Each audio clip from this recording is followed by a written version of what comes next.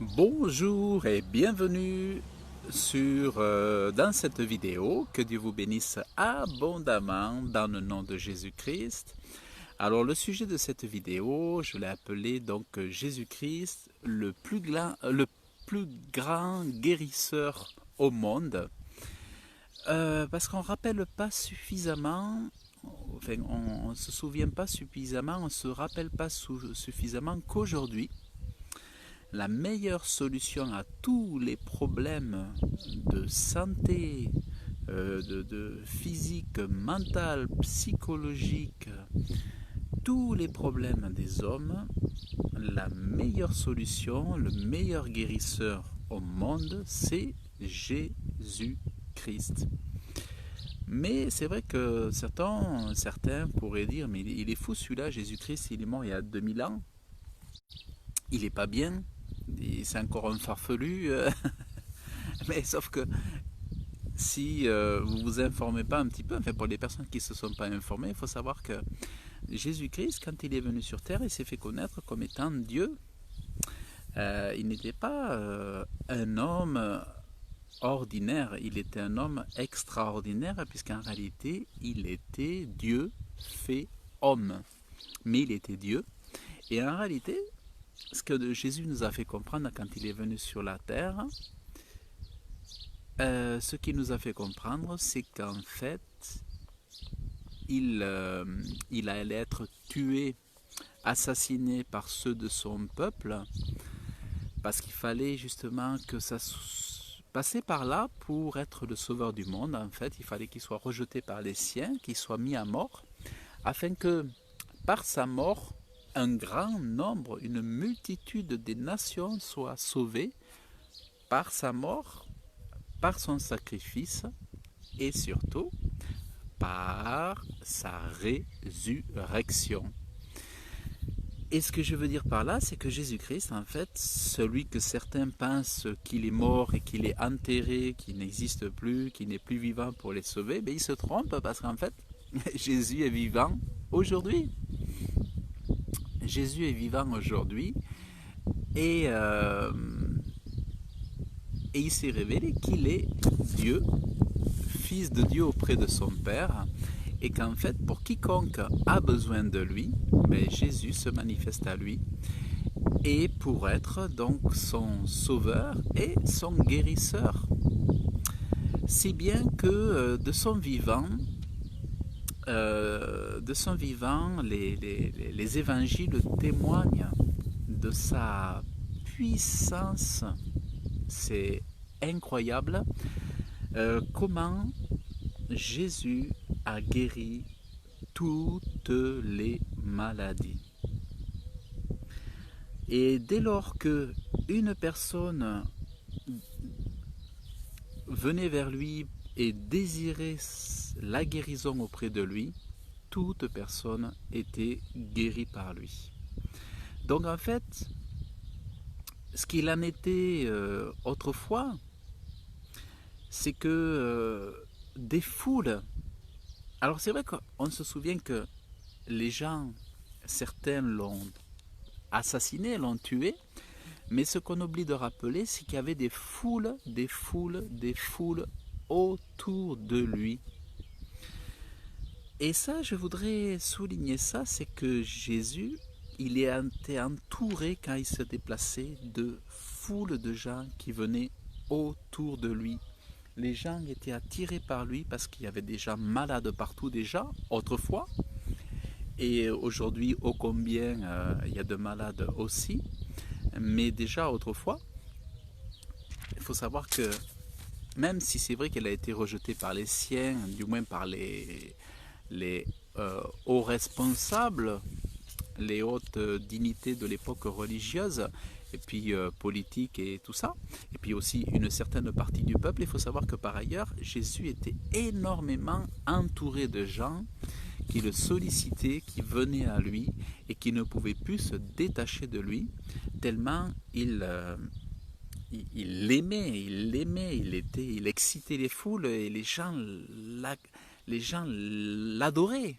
Et puis là, on était vraiment au bon moment, au bon endroit pour adorer quelqu'un.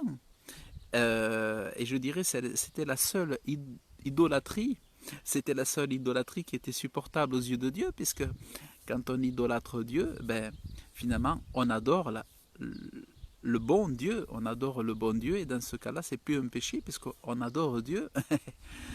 Et ce que Dieu veut pas, c'est qu'on idolâtre d'autres, des hommes ou d'autres dieux. Mais là, quand c'était Jésus-Christ, ils avaient tout à fait raison. Et parce qu'il guérissait toutes les maladies. Et en fait, si simplement une personne soi-même se comprend la puissance, la superpuissance, la méga puissance, l'incroyable puissance de Jésus-Christ, celui qui a la révélation que Jésus peut guérir toutes les maladies et qui le reçoit dans son cœur et qu'il accepte pour lui la guérison et qu'il demande à Dieu la guérison en Jésus-Christ, toutes les maladies peuvent être guéries. Toutes les maladies peuvent être guéries par lui.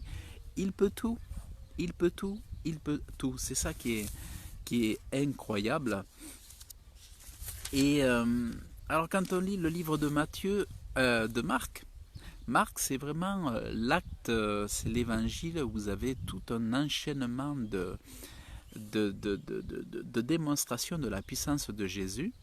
C'est vraiment le livre où vous avez c'est vraiment le livre de l'action.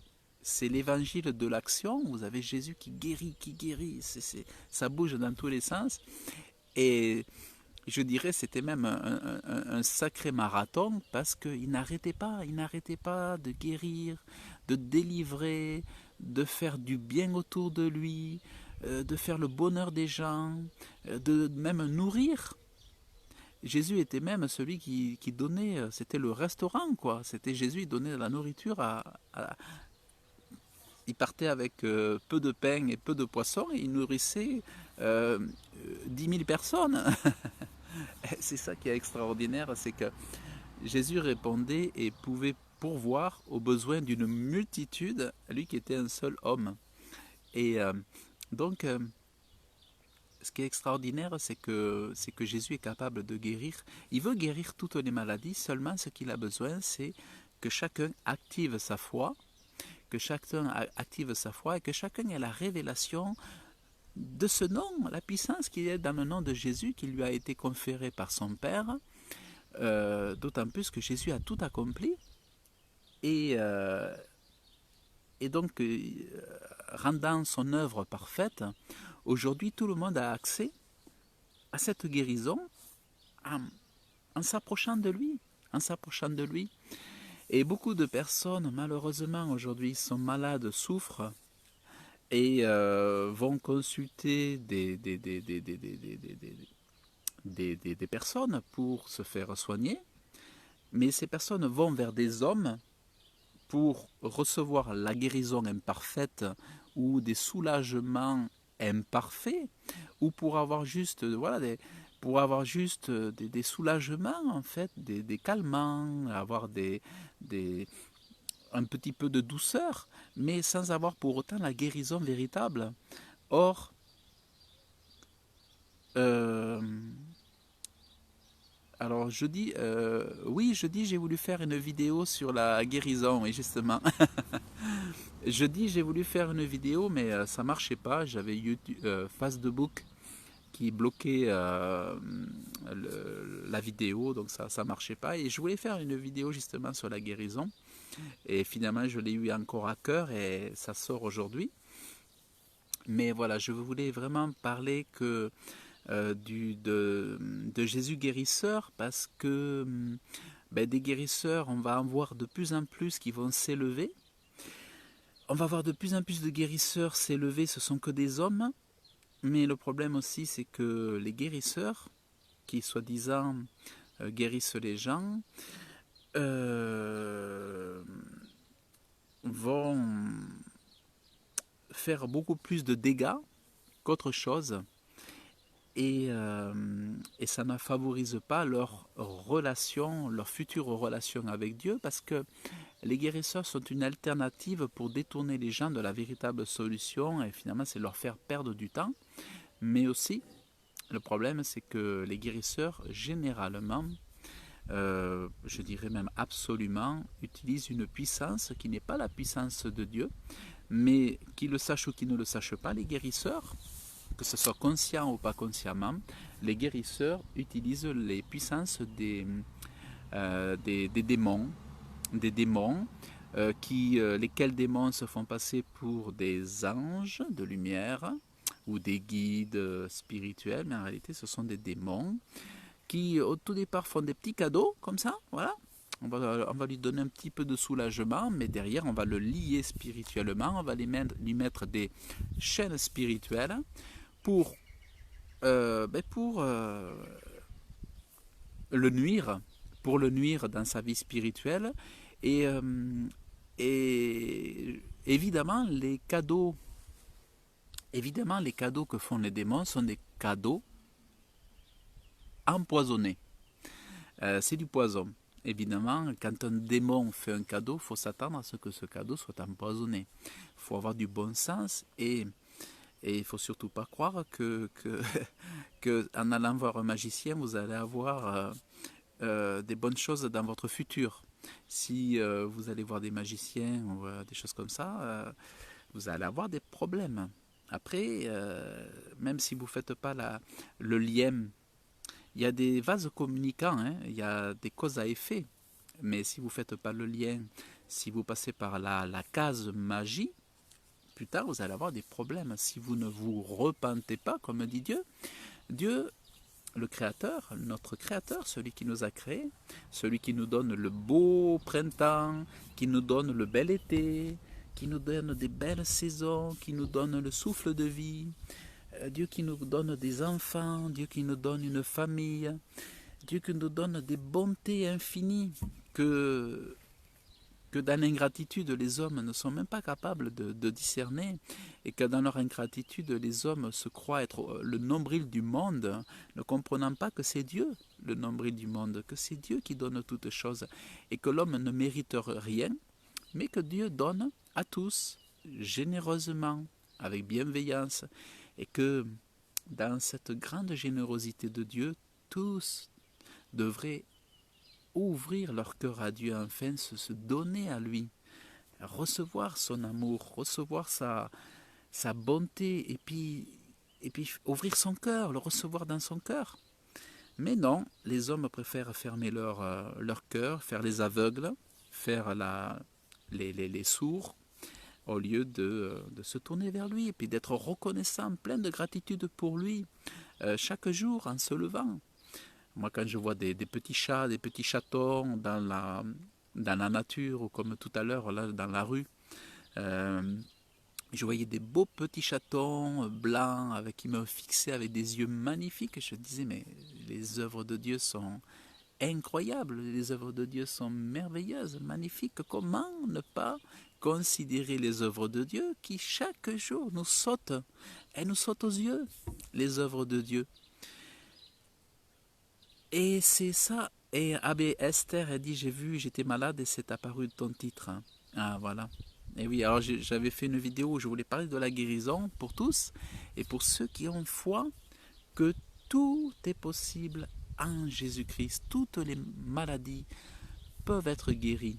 Mais ce n'est pas les autres qui vont le faire pour vous, bien que parfois ça puisse arriver, puisque il y a des cas où ça peut arriver que la foi de l'autre vienne à vous donner l'accès à la guérison.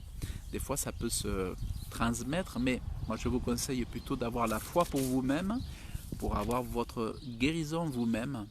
Comme on dit, hein, on n'est jamais mieux servi que par soi-même, et dans la foi, dans la vie spirituelle, dans la vie chrétienne, l'idéal c'est de soi-même cultiver le jardin de sa foi, cultiver le jardin de son amour pour Dieu, pour Jésus-Christ, et tout ça, ça se fait par vraiment... Moi, je lis beaucoup la Bible, et c'est vrai que Alors il y a Esther qui dit: j'ai lu un livre de Gaston Ramsay hier, où dans un livre, un guérisseur devenu chrétien expliquait qu'il priait et disait au diable: tu as déjà son âme. Ah, écoutez bien. Donc ce monsieur était guérisseur et il disait qu'il priait et disait au diable: tu as déjà son âme. Maintenant, enlève cette maladie. Et la maladie disparaissait. Et les personnes revenaient puisqu'elles avaient été guéries. Voilà. Et après, les personnes, elles revenaient puisqu'elles avaient été guéries une première fois. Mais voilà, le diable, le démon faisait un petit cadeau, mais après, il relie les gens. Et si vous ne rencontrez pas Dieu après, il faut savoir que toute personne qui conclut une alliance, un marché, un business avec le diable, avec ses démons, est perdue pour l'éternité. Elle est perdue pour l'éternité parce que Dieu considère comme une abomination d'aller voir des magiciens. Or, il faut savoir qu'un guérisseur, c'est un magicien. Autrefois, on appelait ça des magiciens ou des sorciers. Il faut savoir qu'un guérisseur, c'est un sorcier. Mais aujourd'hui, dans notre société,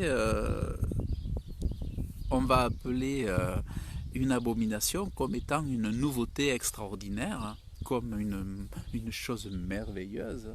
C'est bien connu maintenant, c'est que le péché, on va l'appeler une liberté. Hein, on va appeler le péché, c'est une liberté, c'est une délivrance, c'est génial. Mais alors qu'en réalité, non, on est en train de faire de la rébellion devant un Dieu saint. Or, on a un Dieu d'amour. On n'a pas un Dieu qui nous rend malheureux, on a un Dieu qui veut nous protéger. Il nous donne des enseignements, c'est comme un papa. Si votre maman elle vous dit pas ou votre papa vous dit pas de ne pas traverser la route quand il y a des voitures, si votre papa vous le dit pas, votre papa aura beau faire des enfants, mais ils seront tous tués par des accidents de voiture. Or, si le papa aime son enfant, il va le conseiller, il va lui dire: mais non, ne traverse pas la route, il y a des voitures, et mon fils, si tu traverses la route, tu n'atteindras pas l'âge des 7 ans. Donc, on a besoin des conseils d'un père pour être préservé, dans une vue sur terre aussi, pour le bonheur sur terre, mais aussi pour le bonheur pour l'éternité. Parce que si vous avez un père qui vous dit oui à tout, il ne vous aime pas. Un père qui vous dit oui à tout, il ne vous aime pas. Un père qui aime, c'est un père qui éduque. C'est un père qui n'a pas peur de faire des remontrances à ses enfants, qui n'a pas peur de dire la vérité à ses enfants. Mais tous les autres, ce sont des pères de mauvaise qualité. Enfin, je vais dire ça comme ça, mais un papa qui ne fait pas d'éducation et qui ne reprend pas, qui ne corrige pas, qui ne dit pas attention, c'est dangereux. C'est un papa, c'est des enfants qui vont finir mal à un moment donné et qui effectivement peuvent devenir des personnes dangereuses.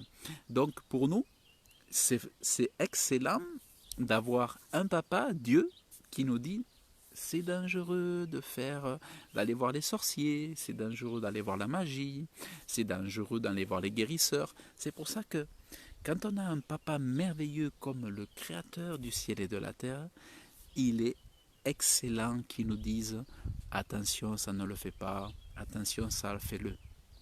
Il y en a, ils sont déçus de la religion parce qu'ils n'aiment pas qu'on leur dise. Mais moi, je me dis non. Moi, j'ai besoin de ça. J'ai besoin que mon Dieu me dise ce qui n'est pas bon pour moi. Tout comme... pourquoi? Parce qu'il m'a créé. Il m'a créé. Il sait ce qui est bon pour moi. C'est lui qui m'a créé. Dieu n'a pas été qu'un géniteur ou qu'un Dieu ne m'a pas simplement... c'est pas comme une maman ou un papa qui sont nos géniteurs. Mais Dieu, c'est celui qui nous a créés de toute éternité, qui nous a conçus par sa parole, dans sa pensée, qui a conçu la terre, qui a conçu toutes les œuvres. Et quand on voit sa science, quand on voit sa connaissance, quand on voit son intelligence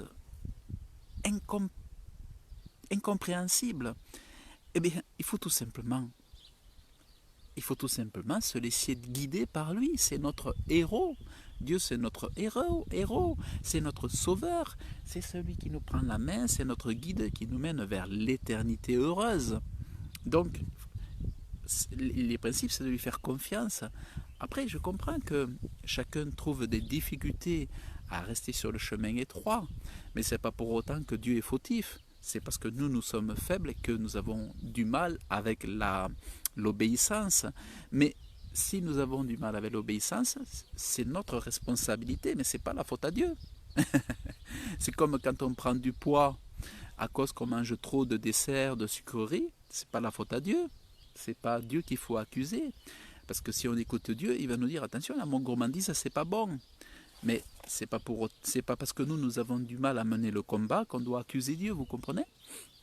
Donc c'est pour ça qu'il y a tout un tas de choses, les guérisseurs, les choses comme ça, l'hypnose aussi, tout ce qui est hypnotisme, tout ça, il faut pas. Enfin, moi je suis contre ces choses-là, même les tatouages et tout ça, je suis contre ces choses-là. Mais donc je vous invite vraiment, pour multiplier votre foi, lisez. Lisez l'évangile de Marc. Lisez l'évangile de Marc. Lisez l'évangile de Matthieu tous les jours. Et boostez, grossissez votre foi, nourrissez votre cœur, vos pensées de la guérison en Jésus-Christ. Et vous verrez la guérison. Recevez la guérison, c'est-à-dire que dès lors que vous lisez, acceptez le message, acceptez le salut, acceptez la guérison et recevez-la. Ayez la confiance absolue, ne doutez pas. Et vous verrez toutes les guérisons possibles et inimaginables. Mais faites votre part et ne comptez pas sur les autres, comptez pas. C'est vrai, vous pouvez avoir des pasteurs, des gens qui peuvent prier pour vous, mais maintenant, plus que jamais, comptez sur vous. Aidez-vous, comme disaient des vieux proverbes, aide-toi et le ciel t'aidera. Donc, au lieu de toujours compter sur les autres, sur l'église locale, les pasteurs, les prophètes, appuyez-vous, responsabilisez-vous et dites-vous que si vous faites ce qu'il faut, si vous avez la foi qu'il faut, Dieu fera tout pour vous. Vraiment, c'est vraiment ça que je voulais vous partager. Et merci Esther pour le commentaire que du coup j'ai pu lire, qui vraiment vient vraiment éclairer sur les pratiques donc, des guérisseurs. Pour moi, les guérisseurs, ce sont des charlatans non éclairés qui savent ou qui ne savent pas qu'ils sont en train de servir le diable, mais que certainement pas, ils ne sont pas en train de servir Dieu ni Jésus-Christ. Et certains vous diront qu'ils le font avec la force de Dieu, mais c'est faux, c'est du mensonge. Donc voilà, écoutez, je vous dis à très bientôt. En fait, je ne peux pas rester plus longtemps avec vous, je voulais vous lire des passages, mais en fait, je me rends compte que j'ai plus de batterie. Donc écoutez, partagez la vidéo avec les gens à qui ce message pourrait toucher leur cœur. Je vous dis à très bientôt, que Dieu vous bénisse et Dieu est merveilleux. Ne lâchez jamais rien, ne lâchez jamais l'amour de Dieu. Il n'y a pas plus merveilleux que Dieu, il n'y a pas plus amour que Jésus-Christ et il n'y a pas plus de bonheur qu'auprès de lui, vous ne trouverez pas meilleur ailleurs. L'herbe ne sera pas plus verte ailleurs, détrompez-vous. Tout le reste, c'est du bobard, c'est du mensonge. L'amour, la bonté, la joie, la paix, c'est en Dieu, en Jésus-Christ. Voilà, que Dieu vous bénisse abondamment et je vous dis à très bientôt. Alléluia. Je vous lirai vos commentaires plus tard, pour ceux que je n'ai pas lus. Que Dieu vous bénisse.